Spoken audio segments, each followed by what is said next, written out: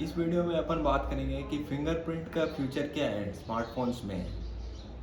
Smartphones में जो fingerprint की टेक्नोलॉजी है उसका पास्ट से लेके फ्यूचर तक का डिस्कशन करते हैं।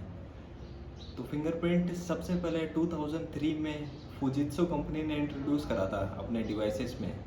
उसके बाद में एप्पल और सैमसंग कंपनीज ने इसको मेन स्ट्रीम करा टेक्नोलॉजी के हिसाब से अपने डिवाइसेस के अंदर। आईफोन में 5S के अंदर सबसे पहले एप्पल ने अपना फिंगरप्रिंट सेंसर इंट्रोड्यूस करा था। ऐसे ही सैमसंग ने अपने सैमसंग गैलेक्सी S5 के अंदर फिंगरप्रिंट सेंसर को इंट्रोड्यूस करा था।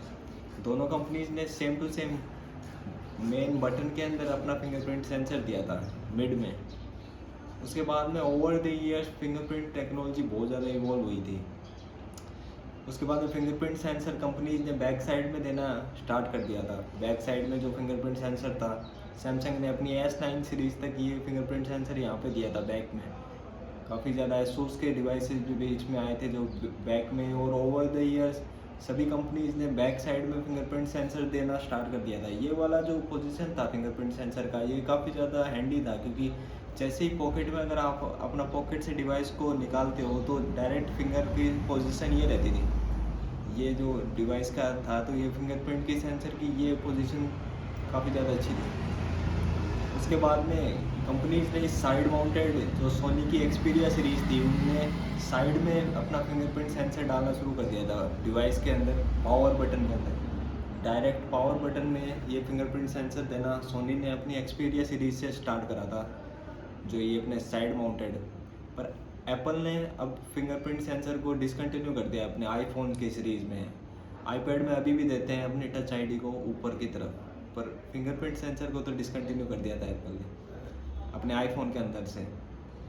और अभी सैमसंग की जो टेक्नोलॉजी है, मतलब कि जो अभी लेटेस्ट टेक्नोलॉजी चल रही है, वो इन डिस्प्ले फिंगरप्रिंट की टेक्नोलॉजी है। तो अल्ट्रासोनिक जो डिस्प्ले के अंदर है, ये अभी फ्यूचर का काफ़ी ज़्यादा फ्यूचरिस्टिक है, क्योंकि स्टार्टिंग में फिंगरप्रिंट हार्डवेयर की तरह था पीछे की तरफ, अब फिंगरप्रिंट डिस्प्ले के अंदर की तरफ आ रहा है। मतलब ये काफ़ी ज़्यादा टेक देख रहे हो कितना ज़्यादा ओवर द ईयर्स बढ़ रहा है। बाकी एप्पल ने तो अपना जो ये फेस आईडी है उसको ज़्यादा प्रमोट करा है, जो फिंगरप्रिंट है उसको डिसकंटिन्यू कर दिया। पर फिंगरप्रिंट डिवाइसेस में बहुत ज़्यादा यूज़फुल है, क्योंकि अगर आप देखो तो हर बार अगर आप अपने डिवाइस को ऐसे अटेंशन से खोल रहे हो, और अगर आपका डिवाइस अगर टेबल पे रखा है तो मैं अपने फिंगरप्रिंट से डायरेक्ट ओपन कर सकता हूँ।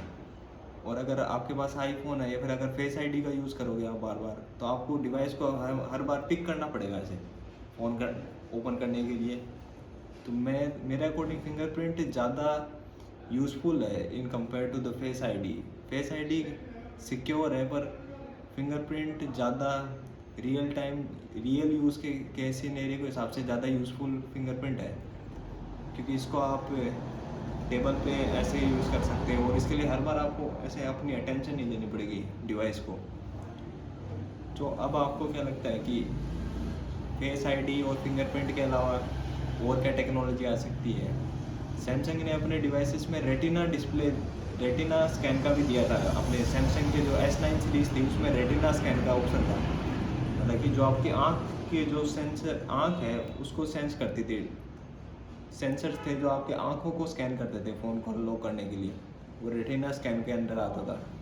तो आपके मेरे अकॉर्डिंग अभी जो फ़ोन की जो सिक्योरिटी है उसको इंक्रीज़ करने के लिए स्मार्टफोन्स के अंदर कंपनीज और भी ज़्यादा करने वाली है, मतलब टेक्नोलॉजी की चीज़ें। तो मेरे अकॉर्डिंग फिंगरप्रिंट जो सेंसर है वो बहुत ज़्यादा यूज़फुल है। एप्पल को वो अपने डिवाइसेस से डिसकंटिन्यू नहीं करना चाहिए था मेरे अकॉर्डिंग। बाकी देखते हैं अभी टेक्नोलॉजी ओवर द ईयर्स क्या इवॉल्व होती है। तो अगर आप चैनल पे नए आए हैं तो आप चैनल को सब्सक्राइब कर लीजिए। हम टेक्नोलॉजी से रिलेटेड और अनबॉक्सिंग से रिलेटेड अपने चैनल पे वीडियोस अपलोड करते रहते हैं। Thank you.